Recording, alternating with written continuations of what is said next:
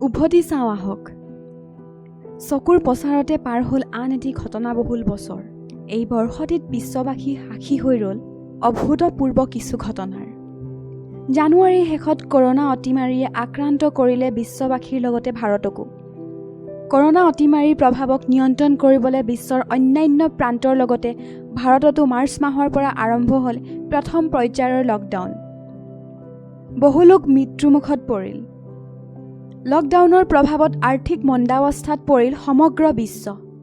জীৱিকা আৰু খাদ্যৰ অভাৱত বহু লোকে আত্মহত্যা কৰে। মাৰ্চ মাহৰ 20 তাৰিখে 7 বছৰৰ অপেক্ষাৰ অন্তত ন্যায় লাভ কৰে নিৰ্ভয়াই। 4জন বলাৎকাৰীক ফাঁচীকাঠত ওলমোৱাৰ নিৰ্দেশ দিয়ে ন্যায়ালয়ে। মে' মাহৰ 27 তাৰিখে বাগজানৰ তৈলক্ষেত্ৰত লগা জুইত জাহ গ'ল বহুকেইখন গাঁও।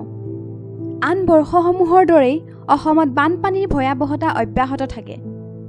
লকডাউনৰ মাজত বানপানীত ককবকাই থকা লোকৰ অৱস্থা তথৈবচ হৈ পৰে। জুন মাহৰ 14 তাৰিখে নিজৰ বাংলোত চিলিং ফেনত ওলমি থকা অৱস্থাত উদ্ধাৰ হয় জনপ্ৰিয় অভিনেতা সুশান্ত সিং ৰাজপুতৰ মৃতদেহ। এই ঘটনাই দেশবাসীক শোকস্তব্ধ কৰি তোলে। সীমা সমস্যাক লৈ যুঁজি থকাৰ মাজতে ভাৰত চৰকাৰে চীনৰ টিকটককে আদি কৰি ভিন্ন এপ ভাৰতত বন্ধ কৰি দিয়ে। আগষ্ট মাহৰ 5 তাৰিখে অযোধ্যাৰ ৰাম মন্দিৰৰ আধাৰশিলা স্থাপন কৰে প্ৰধানমন্ত্ৰী নৰেন্দ্ৰ মোদীয়ে।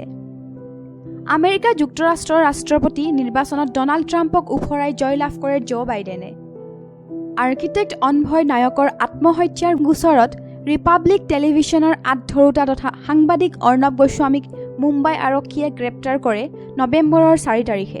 নৱেম্বৰ মাহত কৃষক আইনৰ বিৰোধিতাৰে কৃষকসকলৰ আন্দোলনে কঁপাই তোলে দিল্লীৰ মছনদ। নৱেম্বৰ মাহৰ 23 তাৰিখে মৃত্যু ঘটে জনপ্ৰিয় প্ৰাক্তন মুখ্যমন্ত্ৰী তৰুণ গগৈৰ। আগষ্ট মাহত কৰোনাত আক্ৰান্ত হৈছিল মুখ্যমন্ত্ৰীজন। যদিওবা বৰ্ষটি প্ৰধানতঃ কভিডৰ বাবেই খুবেই হতাশাজনক আছিল, অদ্যাপি কিছু আশাৰ ৰেঙনি তাৰ মাজতো আছে। যেনে লকডাউনৰ বাবে বতাহ আৰু অজন স্তৰ বহু পৰিষ্কাৰ হ'ল। কভিড অতিমাৰীৰ ভেকচিন এনে এটি ভেকচিন যাৰ আৱিষ্কাৰ আটাইতকৈ দ্ৰুতগতিত হ'ল।